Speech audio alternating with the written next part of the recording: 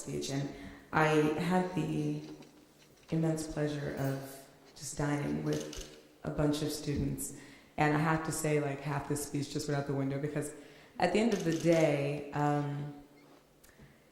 one of the things that I was reminded of is how conversation-driven Sarah Lawrence is, and how incredibly engaging and communicative the experience is here.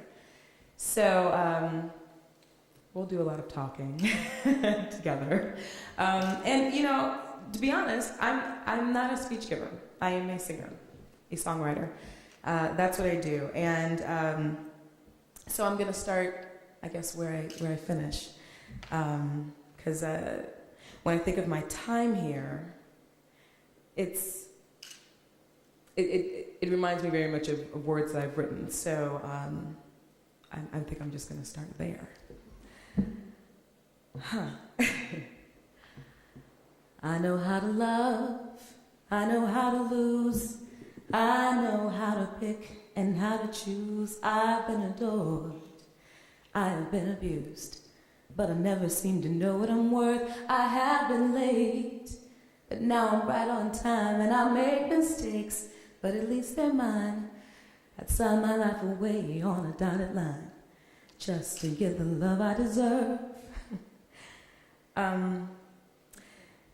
I hope you'll forgive me for doing that.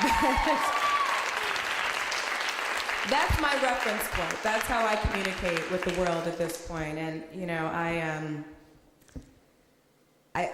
that I felt was the most effective way to communicate with you. So I may refer back to that now and again.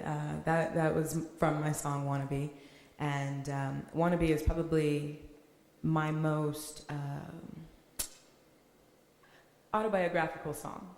So if I'm going to talk about my time here, which was such a defining period in my life, I feel like that's the best reference point, because I became a writer here, and I became a musician here.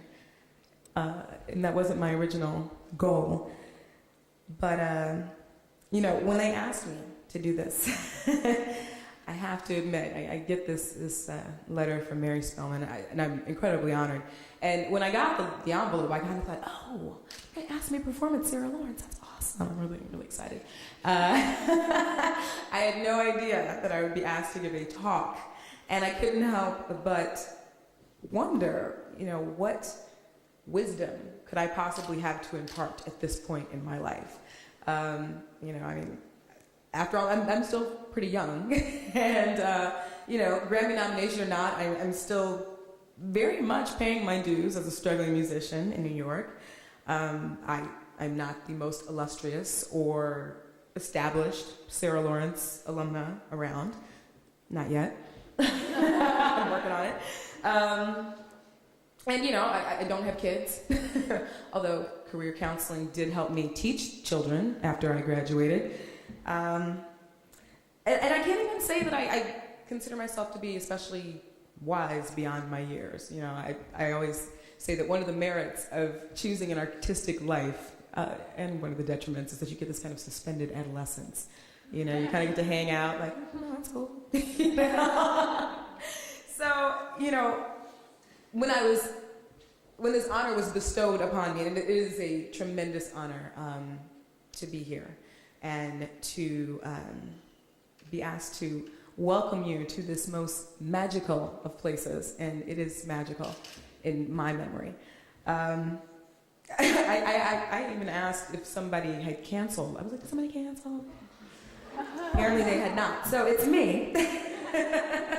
And, when I think about it, maybe that is what qualifies me to be here, because I am still learning, and I am still figuring myself out, and I am very much still a work in progress. And that was a journey that, well, it didn't start here, definitely took shape here in this place, and is still my reference point for so much of my life and so much of my music and so many of my relationships even now.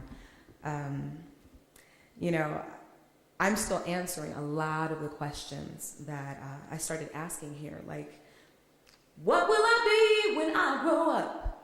Is it only me who wants this much? Where is the love that feeds my soul. You know, these are things that I started asking here on this campus. And, you know, what I realized being here, what I learned at Sarah Lawrence is that I didn't come to Sarah Lawrence to get answers to questions, or at least not just to get answers to questions. I came to Sarah Lawrence to learn how to ask the right questions. Because there's always going to be questions. And if I were to retrace my steps, I remember my orientation week very clearly. I remember the tent on the South Lawn. I remember my mom. I actually have my ID on me today. If you want to see it, I will show it to you later. We laminated it back then. It's old school. No barcodes or, you know, glossy things. I checked out somebody's ID today and I was like, really? That's a lot. Although, you know, we were joking. I brought my best friend with me today, class of 98, right there, Moji Alawode. And honestly, there was a whole slew of people I would have loved to bring, but next time, we'll come and invade. You know, we were talking about it, and we were joking that, you know, we figured at this point maybe they were just putting microchips in your wrists when you came in. But apparently that's next year. So, but, you know, my experience here began way before I took up residence in the new dorms. You know, I first fell in love with Sarah Lawrence on paper, as I'm sure a lot of you did. You know, it was there, you know, in this sea of glossy brochures promising me, you know, myriad experiences across the country. And there was this one. And instantly, it was unique. And it was special. And it was promising. Pretty much like the students it attracts. You know, and it does take a very specific kind of person to be attracted to Sarah Lawrence, I think. And I'm sure you would agree, those of you who've actually spent time here. But, you know, what I came to find is that in order to be here and in order to get the most out of your time here, you have to be seeking something that can't actually be taught. It's something that I would say is maybe cultivated or revealed. And I know that was certainly my experience here.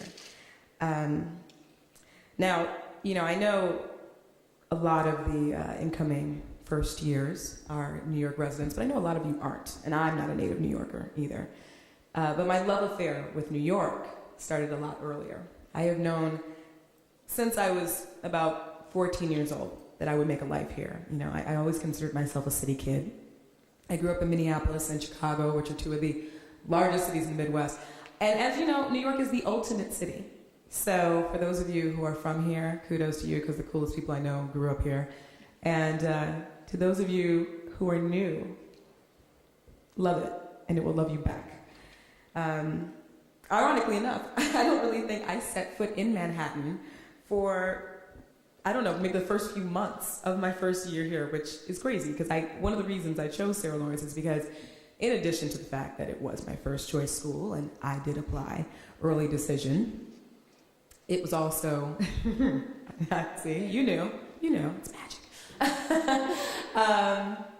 I also obviously love the proximity to New York, and yet, as it turned out, Sarah Lawrence is a universe of its own. And I found coming here that this is a square mile that is as seemingly infinite in its possibilities as I was in mine at that point. And so that first year was absolutely like revelatory for me. You know, in my first 3 weeks here alone, I had my first campus romance, which caused my first campus scandal, and subsequently my first campus heartbreak. My first turf war with my roommate, we were not well matched. I wrote my first short story. I became an active and outspoken member of Harambe and Common Ground, and somehow became the editor of Dark Phrases in my first year. If you don't know what these things are, you will find out soon. And